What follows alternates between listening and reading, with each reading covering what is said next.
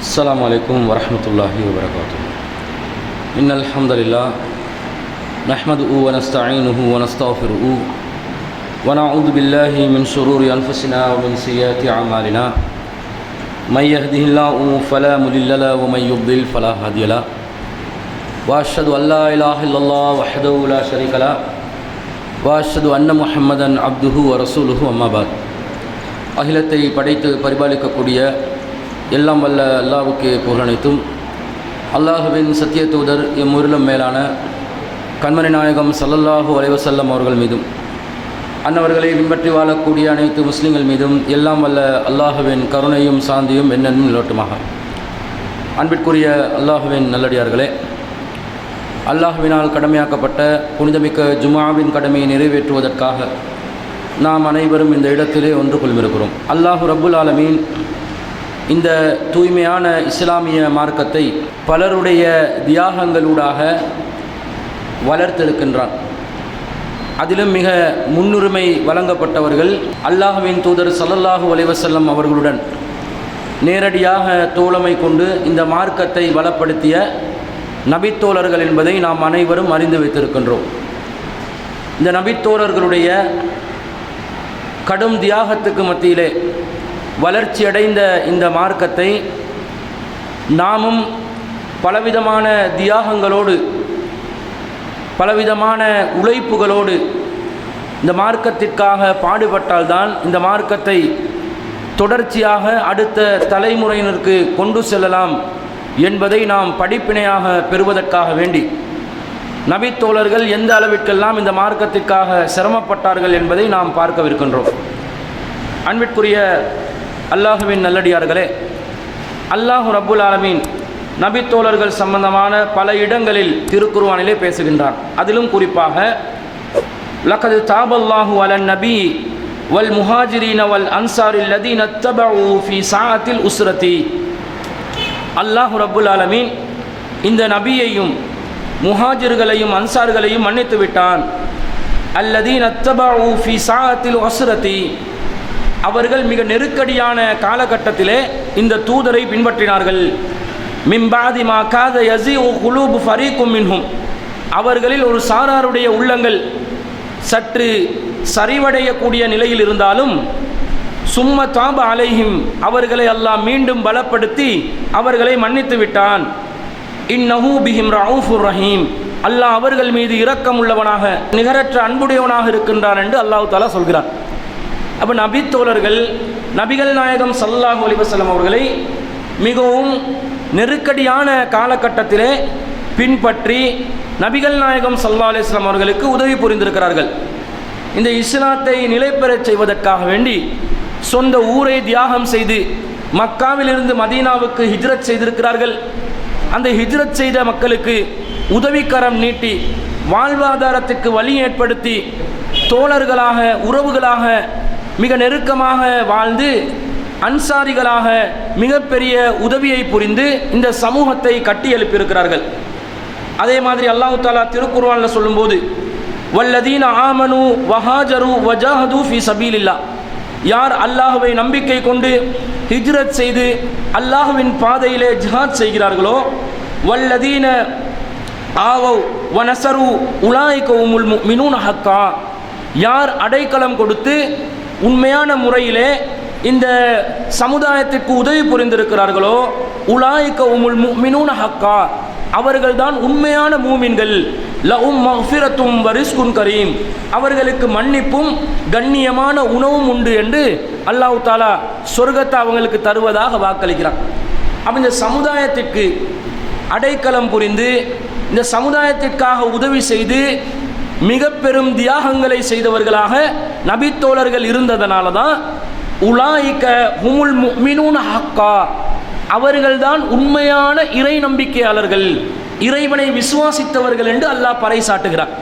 அப்போ அல்லாஹ்வுடைய உண்மையான மூமின்களாக நாங்கள் இருக்கணும் என்று சொன்னால் நபித்தோழர்கள் எப்படியெல்லாம் இந்த மார்க்கத்திற்காக தியாகம் செய்தார்களோ அதே போன்று நாங்களும் தியாகம் செய்வதற்கு கடமைப்பட்டிருக்கின்றோம் என்பதை நாங்கள் பார்க்கிறோம். அதே போன்று இந்த நபித்தோழர்களுடைய மகத்துவத்தை பற்றி நபிகள் நாயகம் ஸல்லல்லாஹு அலைஹி வஸல்லம் அவர்கள் சொல்லுகின்ற நேரத்தில் லா தசுப்பு அஸ்ஹாபி, என்னுடைய தோழர்களை நீங்கள் ஒருபோதும் திட்டி விடாதீர்கள். ஃபலவ் அன் அஹதக்கும் அன்ஃபக மிஸ்ல உஹதின் ஸஹபன், நீங்கள் உஹது மலை அளவு தங்கத்தை நீங்கள் அல்லாஹ்வின் பாதையிலே செலவு செய்தாலும் மா பலக முத்தன் அஹதிஹிம் வலா நசீஃபஹு, அந்த நபி தோழர்கள் அவர்களுடைய இரு கைக்குவியல் அல்லது ஒரு பாதி அளவை கூட அந்த தர்மம் ஈடாக்காது என்று நபிகள் நாயகம் ஸல்லல்லாஹு அலைஹி வஸல்லம் சொல்றாங்க. நீங்க உஹது மலை அளவு தங்கத்தை தர்மம் பண்றதா இருந்தா சாதாரண விஷயமா? உஹது மலை என்றா ஒரு மலை கிடையாது, அது ஒரு மலை தொடர், கிட்டத்தட்ட 8 மலைகள் தொடர்ச்சியாக இருந்தால் தான் அது உஹது மலை. அப்போ இந்த உஹது மலை அளவுக்கு நாங்கள் தங்கத்தை தர்மம் பண்ணுறதா இருந்தால் எவ்வளோ பெரிய ஒரு தியாக மனசு இருந்தால் அதை பண்ணலாம். அது எவ்வளோ பெரிய ஒரு மனசு வரணும், தாராளமான மனசு வரணும், அது இருந்தால்தானே அந்த மாதிரி தர்மம் பண்ணலாம்.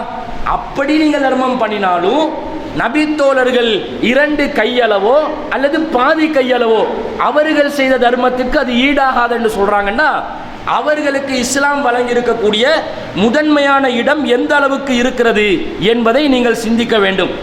அதே மாதிரி நபிகள் நாயகம் ஸல்லல்லாஹு அலைஹி வஸல்லம் அவர்கள் நேர்மையிலும் ஒழுக்கத்திலும் நட்பண்புகளிலும் இந்த நபித்தோழர்கள் விட சிறந்த ஒரு சமுதாயம் இந்த சமுதாயத்திற்கு இல்லை என்றாங்க. கைரு உம்மத்தி கருணி, எனது உம்மத்தில் சிறந்தவர்கள் என்னுடைய தலைமுறையினர், சும்மல்லதீன யலூனஹும் சும்மல்லதீன யலூனஹும், பிறகு அடுத்து வருபவர்கள், பிறகு அதற்கு அடுத்து வருபவர்கள். அப்போ இந்த 3 தலைமுறையினர் தான் நேர்மையாக இருக்கிறதுல, உண்மை பேசக்கூடியதில் மிக ஒழுக்கமானவங்களாக, மிக நம்பகத்தன்மை உள்ளவர்களாக இருப்பாங்கன்னு நபிகள் நாயகம் ஸல்லல்லாஹு அலைஹி வஸல்லம் ஒட்டுமொத்த ஒரு சமூகத்துக்கே ஒரு கேரண்டி கொடுக்குறாங்க. அந்த அளவுக்கு நபி தோழர்கள் இந்த மார்க்கத்திலே மிக முக்கியமானவர்களாக இருந்திருக்கிறாங்க. அவர்களுடைய தியாகத்தை நாங்கள் பார்க்குறோம். இந்த நபி தோழர்கள் இந்த மார்க்கத்தில் இந்த ஈமானுக்காக எப்படியெல்லாம் உழைச்சிருக்கிறாங்க, ஈமானை உறுதிப்படுத்துறதுக்காக எப்படியெல்லாம் தியாகம் செய்திருக்கிறாங்கன்றதை நாங்கள் ஆய்வு செய்து பார்த்தால் மிகப்பெரிய ஆச்சரியமாக இருக்கிறது. என்னெல்லாம் சம்பவங்கள் வருதுன்னு பாருங்க. அல்லாஹ் தஆலா திருக்குர்ஆன்ல இன்ன சஃபா வல் மர்வத மின் ஸஆயிரில்லா என்று சொல்கிறார். சஃபாவும் மர்வாவும் அல்லாஹ்வுடைய அத்தாட்சிகள். ஃபமன் ஹஜ்ஜல் பைத்த அவிஅதமர ஃபலா ஜுனாஹ அலைஹி ஐயத்தவஃப பிஹிமா, யார் ஒருவர் ஹஜ் செய்கிறாரோ உம்ரா செய்கிறார்களோ அவருக்கு சஃபா மர்வாவை தவாப் செய்வது குற்றமில்லை என்று அல்லாஹ் சொல்கிறார். ஹஜ் உம்ரா செய்கிறவங்க சஃபா மர்வாக்கு மத்தியில் ஓடுவாங்க. ஒரு விதமான ஓட்டம் இருக்குது, தொங்கோட்டம். அது ஒரு தவாஃப் என்றான் அல்லாஹ். நாங்கள் சை என்று சொல்வோம். இந்த சை செய்வது குற்றம் இல்லை என்று அல்லாஹ் சொல்கிறான். அப்போ குற்றம் இல்லை என்று சொல்கிறான் என்றால் இது என்ன? அப்போ செய்யாமல் இருந்தால் பரவாயில்லன்ற மாதிரி கருத்தா என்று நாங்கள் சிந்திக்கலாம். சஃபா மருவாக்கு மத்தியில் நீங்கள் ஓடுறது பரவாயில்லைன்னு அல்லாஹ் சொல்கிறான். அப்போ ஹஜ்ஜுக்கு உம்ராக்கு போகிறவங்க சஃபா மருவாக்கு மத்தியில் ஓடாமல் இருந்தால் ஹஜ்ஜு உம்ரா ஏற்றுக்கொள்ளப்படுமா? ஏற்றுக்கொள்ளப்படாது. கண்டிப்பாக சஃபா மருவாக்கு மத்தியில் தொங்கோட்டம் ஓடணும், அப்போ தான் உம்ரா ஏற்றுக்கொள்ளப்படும், அப்போ தான் ஹஜ்ஜு ஏற்றுக்கொள்ளப்படும். அப்போ அல்லாஹ் இங்கே ஃபலா ஜுனாஹ அலைஹிம் என்றான், குற்றம் இல்லைன்றான். ஏன் குற்றம் இல்லை என்று அல்லாஹ் சொன்னா என்பதை நாங்கள் ஆய்வு செய்து பார்க்கின்ற நேரத்தில் இதற்கு சபபு நுசூலாக ஒரு காரணமாக ஒரு செய்தி இறங்குகிறது. என்னென்று சொன்னால், நபிகள் நாயகம் ஸல்லல்லாஹு அலைஹி வஸல்லம் அவர்களுடைய காலத்திலே ஏகத்துவம் நிலை பெறுவதற்கு முன்பதாக மக்கத்து காஃபிர்கள் சஃபா மருவாக்கு மத்தியில் என்ன செஞ்சு வச்சிருந்தாங்கன்னு சொன்னால், லாத் என்ற சிலையை வச்சிருந்தாங்க. அவங்க அறியாமை காலத்தில் வழிபட்ட ஒரு பெண் சிலை லாத்தை வச்சிருந்தாங்க. வச்சு சஃபா மலை குன்றுக்கு மேலேயும் மருவா மலை குன்றுக்கு மேலேயும் அந்த சிலைகளை வச்சு கொண்டு தான் அவங்க என்ன செய்வாங்க? சை செய்வாங்க, தவாப் செய்வாங்க.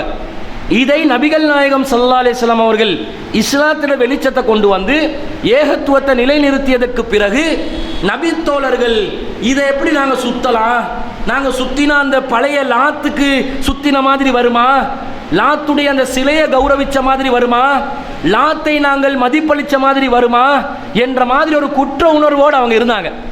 அதை விரும்பலை அவங்க. நாங்கள் என்னதுக்கு சிறுக்கு பண்ணணும், சிறுக்குக்கு செல்வதை நெருப்பில் விழுவதை விட வெறுத்த ஒரு சமுதாயம், அதுதான் ஈமானுடைய சுவை. அப்போ நபி தோழர்கள் என்ன யோசிக்கிறாங்கன்னு சொன்னால், நாங்கள் லாத்துக்கு கௌரவிக்கிற மாதிரி, லாத்துக்கு மதிப்பு கொடுக்குற மாதிரி இந்த சஃபா மருவாக்கு மத்தியில் ஓடாமல் இருந்தால் தான் நல்லோம், ஓடினா நாங்கள் குற்றம் பிடிக்கப்பட்டு விடுவோமா என்ற மாதிரி ஒரு உணர்வு அவர்களிடம் இருந்தது. அதற்கு பதிலளிக்கும் விதமாகத்தான் அல்லாஹ் தஆலா குர்ஆன்ல இன்ன சஃபா வல் மர்வத மின் ஸஆயிரில்லா, சஃபா மர்வா அல்லாஹ்வுடைய அத்தாட்சிகள். அவன் லாத்து சிலையை கொண்டு வந்து வச்சா அது அல்லாஹ்வுடைய அத்தாட்சி இல்லைன்னு ஆகுமா? அவன் தான் அல்லாஹ்வுடைய சின்னங்களை கலங்கப்படுத்துறான். அல்லாஹ்வுடைய சின்னங்கள் என்று அல்லாஹ்வுடைய சின்னங்கள் தான். அவன் தான் ஜாஹிலியத்து பண்றான். அப்ப லாத் சிலை இல்லாத நேரத்தில் நீங்க தாராளமா என்ன செய்யலாம், சஃபா மருவாக்கு மத்தியில் ஓடலாம், தொங்கோட்டம் ஓடணும் என்று அல்லாஹ் தஆலா சொல்வதை நாங்கள் பார்க்கிறோம். அப்ப எந்த அளவுக்கு ஈமான்ல உறுதி என்று பாருங்க. ஒரு சிலையை நாங்கள் அறியாமை காலத்தில் வழிபட்டு இருக்கிறோம். அந்த இடத்தை நாங்கள் அடிப்படையாக வச்சு இங்கே வந்து நாங்கள் கண்ணியப்படுத்துகிற மாதிரி வந்துடக்கூடாது, சிறுக்கின் சாயல் கூட படிந்துவிடக் கூடாது என்பதில் நபித்தோழர்கள் மிக உறுதியாக இருந்தார்கள். அவர்களுடைய தியாகம் என்றால் வெறுமனே ஒரு விதமான மூடலான தியாகமாக இருக்கவில்லை. ஒரு காரண காரியத்தோட ஒரு இலக்கை அடையக்கூடிய விதத்தில் அவர்களுடைய தியாகம் இருந்தது. சிறுக்கு இல்லாத ஒரு வாழ்க்கை, ஏகத்துவம் நிலை பெறக்கூடிய ஒரு வாழ்க்கை. இந்த வாழ்க்கைக்காக வேண்டி தியாகம். சில பேர் தியாகம் பண்ணுவாங்க, ஆனால் அதில் எந்த ஒரு பலனும் இருக்காது. நிறைய தொழுவாங்க, ரசூலா வழிகாட்டியே இருக்க மாட்டாங்க. தொழுகிறது ஒரு தியாகம் தானுங்க. நேர காலத்தை ஒதுக்கி மெனக்கெட்டு அதுக்காக வேண்டி இபாதத் பண்றாங்கன்னா அது ஒரு தியாகம். ஆனால் அல்லாஹ் ரசூல் வழிகாட்டாவிட்டால், அதற்கு பலன் கிடைக்காது என்று இருந்தால், அல்லாஹ் ரசூல் சொல்லாத ஒன்றை செய்தால் அது மார்க்கத்தில் வழிகேடாக போகும் என்று இருந்தால் அதற்காக தியாகம் செய்வதில் என்ன பலன் இருக்கிறது? அப்ப இந்த தியாகத்தை ஒரு பலனுடன் செய்ய வேண்டும் என்ற உணர்வோடு நபித்தோழர்கள் இருந்தார்கள் என்பதை நாங்கள் பார்க்கிறோம். அதே மாதிரி பாருங்க, அல்லாஹ் தஆலா குர்ஆன் வசனத்தை இறக்குறான். என்ன வசனத்தை இறக்குறான்? நபிகள் நாயகம் ஸல்லல்லாஹு அலைஹி வஸல்லம் அவர்கள் கிட்டத்தட்ட நுபுவத்து ரசூலுல்லாஹ்க்கு தொழுகை கடமையாக்கப்பட்டதிலிருந்து 16 அல்லது 17 மாதங்கள் மஸ்ஜிதுல் அக்ஸாவை நோக்கி தொழுது கொண்டிருந்தார்கள். ரசூலுல்லாஹ்வுடைய இந்த உம்மத்துடைய ஆரம்ப கிப்லாவாக எது இருந்தது? பாலஸ்தீனத்தில் இருக்கக்கூடிய மஸ்ஜிதுல் அக்ஸா தான். அப்போ இந்த பைத்துல் முகத்தஸை மஸ்ஜிதுல் அக்ஸாவை அடிப்படையாக கொண்டு நபிகள் நாயகம் ஸல்லல்லாஹு அலைஹி வஸல்லம் அவர்கள் தொழுது கொண்டிருக்கின்ற நேரத்தில் இஸ்ரவேலர்கள், யூதர்கள் அதை விமர்சித்தார்கள், ஏளனமாக பேசினார்கள். இவர் நம்முடைய கடவுள் கொள்கையை விமர்சிக்கிறார், நம்முடைய கொள்கை தவறு என்கிறார், யூதர்களை வழிகேடர்கள் என்கிறார், யூதர்களை காஃபிர் என்கிறார். ஆனால் யூதர்கள் மதிக்கக்கூடிய கிப்லாவை தான் இவரும் மதிக்கிறார். யூதர்கள் எதை கிப்லாவாக வைத்திருக்கிறார்களோ அதை இவரும் காப்பி அடிக்கிறார் என்ற மாதிரி ஒரு விமர்சனம் அந்த சமூகத்தில் இருந்தது. அப்ப நபிகள் நாயகம் ஸல்லல்லாஹு அலைஹி வஸல்லம் அவர்கள் இந்த விமர்சனத்தை யோசிச்சாங்க. ஆமா, எதுக்கு நாங்க அதை பார்க்கணும்? நமக்கு நல்ல நெருக்கமான, நமக்கு நல்ல பரிச்சயமான ஒரு காபத்துல்லா இருக்குது, இப்ராஹிம் நபி அலைஹிஸ்ஸலாம் அடிப்படையாக கொண்ட ஒரு காபத்துல்லா, அதை வந்து நோக்கி நாங்கள் தொழலாம் தானே என்ற மாதிரி ரசூலுல்லாஹ்வுடைய உள்ளத்தில் ஒரு சிந்தனை இருந்தது. அப்போ அல்லாஹ் தஆலா இந்த ரசூலுல்லாஹ்வுடைய உள்ளத்தில் இருக்கக்கூடிய இந்த எண்ணத்தை நிறைவேற்றும் விதத்தில் ஒரு குர்ஆன் வசனத்தை இறக்குறான். கதுனரா தகுல்லுபு வஜ்ஹிக ஃபிஸ் ஸமா, முகம்மதே உம்முடைய முகம் அடிக்கடி வானத்தை நோக்கி பார்வையிடுவதை நாங்கள் பார்க்கிறோம். ரசூலா வஹி வராதா, வஹி வராதா, மாற்றம் வராதான்னு அடிக்கடி வானத்தை பார்த்து கொண்டு இருந்திருக்கிறாங்க. அப்போ நாங்கள் இதை பார்க்குறோம். ஃபல நுவல்லியன்னக கிப்லத்தன் தர்லாஹா, நீங்க விரும்பக்கூடிய ஒரு கிப்லாவை நோக்கி உங்களை நாம் திருப்புகிறோம். ஃபவல்லி வஜ்ஹக ஸத்ரல் மஸ்ஜிதில் ஹராம், எனவே உங்களுடைய முகங்களை மஸ்ஜிதுல் ஹராமுடைய திசையை நோக்கி திருப்பிக் கொள்ளுங்கள் என்று அல்லாஹ் தஆலா குர்ஆன் வசனத்தை இறக்குறான். இந்த குர்ஆன் வசனத்தை இறக்கினோடனே நபிகள் நாயகம் ஸல்லல்லாஹு அலைஹி வஸல்லம் அவர்கள் மஸ்ஜிதுல் ஹராமை நோக்கி தொழ ஆரம்பிக்கிறாங்க. அப்போ அந்த நேரத்தில் நபித்தோழர்களுடைய ஒரு சாரார் அவங்க என்ன செய்கிறாங்க? மஸ்ஜிதுல் அக்ஸாவை நோக்கி தொழுது கொண்டிருந்தார்கள். அவங்க தொழுது கொண்டிருக்கிற நேரத்தில் ருக்கூல இருக்கிறாங்க. லுஹருடைய ஒரு தொழுகை நேரம் அல்லது அசருடைய ஒரு தொழுகை நேரத்தில் ருக்கூல மஸ்ஜிதுல் அக்ஸாவை நோக்கி தொழுது கொண்டிருக்கிறாங்க. ஒரு அறிவிப்பாளர் வந்து இன்னும் குர்ஆன் வசனம் அருளப்பட்டு விட்டது, கிப்லா மாற்றம் செய்யப்பட்டு விட்டது என்று ஏற்கனவே அவர் தொழுது வந்தவர் இமாம் ஜமாத்தில் கலந்து கொண்டிருக்க வேறொரு பகுதியில் இருக்கிற மக்களுக்கு அறிவிப்பு செஞ்ச உடனே இமாம் ஜமாத்தை என்ன செய்து ருக்கூல இருக்குது. அந்த ருக்கூல இருக்கிறவங்க அப்படியே கிப்லாவை நோக்கி, காபத்துல்லாவை நோக்கி ருக்கூல இருந்தவாறே அவர்கள் திரும்பி விடுகிறார்கள் என்றதை பார்க்கிறோம். எவ்வளோ ஒரு கட்டுப்பாடுன்னு பாருங்க. அல்லாஹ் தஆலா குர்ஆன் வசனத்தை அருளிவிட்டான், காபத்துல்லாவை நோக்கி அல்லாஹ் தஆலா திசையை திருப்பி விட்டான். எனவே நாங்கள் காபாவை நோக்கி தான் தொழணும் என்று ஒருவர் அறிவிக்கின்ற நேரத்தில் உடனடியாக தொழுகையிலே இருந்து அந்த திசையை அவர்கள் திருப்பி கொண்டார்கள் என்று சொன்னால் குர்ஆனின் மீது எவ்வளோ பெரிய ஒரு பற்று, எவ்வளோ பெரிய ஒரு கட்டுப்பாடு, எவ்வளோ பெரிய ஒரு நம்பிக்கை, எவ்வளோ பெரிய ஒரு எதிர்பார்ப்பு, அல்லாஹ்வுடைய கட்டளைக்கு கட்டுப்பட வேண்டும் என்ற எவ்வளோ பெரிய ஒரு ஆர்வம் அவர்களுக்கு இருந்தது என்பதை இந்த செய்தியிலிருந்து நாங்கள் பார்க்குறோமா இல்லையா? நம்ம ஆக்களுக்கு குர்ஆன் வசனத்தை ஓதி காட்டினாலும் அதுக்கு அது விளக்கம் இல்லை, இது விளக்கம் என்று குதர்க்கம் பண்ணுகிறார். ஆனால் குர்ஆன் வசனங்கள் ஓதி காண்பிக்கப்பட்டு சரியான விளக்கங்கள் சொல்லப்படுமேயானால் சமயனா வாத்தானா, செவியுற்றோம் கட்டுப்பட்டோம், அதற்கு குதர்க்கம் செய்வதோ மாற்றம் செய்வதோ விரும்பவில்லை என்று கருத்து சொல்வதோ எந்த ஒரு மூமினுக்கும் தகுதியானதொன்று கிடையாது என்பதை இந்த செய்தியிலிருந்து நாங்கள் அறிந்து கொள்கிறோம். இது மாத்திரமா? அல்லாஹ்வின் தூதர் ஸல்லல்லாஹு அலைஹி வஸல்லம் அவர்கள் மீது மிகப்பெரிய ஒரு நேசத்தை வைத்திருந்தார்கள். அது ஒரு சாதாரண நேசம் அல்ல. இந்த சமுதாயத்தில் எல்லாமே அல்லாஹ்வின் தூதரை நேசிப்பதாக சொல்வார்கள். ஆனால் அந்த நேசத்தின் வெளிப்பாடு எந்த அளவுக்கு அவர்கள் மார்க்கத்தை பின்பற்றுகிறார்கள் என்பதை வைத்து அறிந்து கொள்ளலாம். சஹாபாக்கள் எந்த அளவுக்கு ரசூலுல்லாஹ் மீது நேசம் வைத்தார்கள் தெரியுமா? ஹுதைபியா உடன்படிக்கையின் போது மக்கத்து காஃபிர்களோட நபிகள் நாயகம் ஸல்லல்லாஹு அலைஹி வஸல்லம் அவர்கள் உடன்படிக்கையை எழுத்துல எழுதுறாங்க. இவங்க உம்ராக்காக போறாங்க, உம்ராக்கு ஊருக்குள்ள நுழையக்கூடாது என்று தடை விதிக்கிறாங்க. பிறகு அப்ப நாங்க உம்ரா செய்ய திரும்ப வரணும் என்றா என்ன பண்ணணும்? உங்களோட சமாதான பேச்சுவார்த்தை நடத்தலாம், நாங்க போருக்காக வேண்டி வரவில்லை. நபிகள் நாயகம் மிகப்பெரிய ஒரு சக்கரவர்த்தியா தான் இருந்தாங்க. ரசூலுல்லாஹ் விரும்பி இருந்தால் அந்த நேரத்தில் மீண்டும் படையை திரட்டி வந்து உடனடியாக மக்காவை கைப்பற்றி இருக்கலாம். ஆனாலும் நபிகள் நாயகம் ஸல்லல்லாஹு அலைஹி வஸல்லம் அவர்கள் உலக விவகாரம் என்பதனால் ஒரு விட்டு கொடுப்போட ஒரு ஒப்பந்தத்தை செய்கிறார்கள். அந்த ஒப்பந்தத்தில் அல்லாஹ்வின் தூதர் முஹம்மது ஸல்லல்லாஹு அலைஹி வஸல்லம் அவர்களுக்கும் குறைஷி காஃபிர் தலைவர்களுக்கும் மத்தியில் உள்ள ஒப்பந்தம் என்ற வாசகத்தை எழுதுகின்ற நேரத்தில் காஃபிர்கள் என்ன சொல்கிறார்கள்? அல்லாஹ்வின் தூதர் முஹம்மது என்று நீங்க எழுதக்கூடாது, இது எங்களுக்கு தெரியாது, நீங்க என்ன எழுதணும், அப்துல்லா பின் மகன் முஹம்மது என்று எழுதுங்க என்று சொல்லி அடம் பிடித்தார்கள். அந்த நேரத்தில் நபிகள் நாயகம் ஸல்லல்லாஹு அலைஹி வஸல்லம் அவர்கள் எழுத படிக்க தெரியாதவர்கள், அவர்களுக்கு ஓதுதல் திலாவத்து ஹிஃபுல்ல இருக்கும், ஆனா எழுத்து வாசிக்க முடியாது. ரசூல் ஸல்லல்லாஹு அலைஹி வஸல்லம் என்ன சொல்றாங்க? தன்னுடைய சகோதரன் அலி அவர்களை அழைத்து, சாச்சா மகன் தானே அலி ரலியல்லாஹு அன்ஹு அவர்களை அழைத்து, என்னுடைய பேர்ல முகமது ரசூலுல்லாஹ் இருக்குது, அந்த ரசூலுல்லாஹ் என்பதை நீங்கள் அழித்துவிட்டு அப்துல்லாவின் மகன் முகமது என்று எழுதுங்க என்று சொன்ன நேரத்தில் அலி ரலியல்லாஹு அன்ஹு அவர்கள் என்ன செய்தார்கள்? இது சாதாரண ஒரு எழுத்துல வர ஒரு விஷயம்தான், ஆனா ரசூலுல்லாஹ் மீது வைத்திருந்த மதிப்பை பாருங்க, அந்த கௌரவத்தை பாருங்க.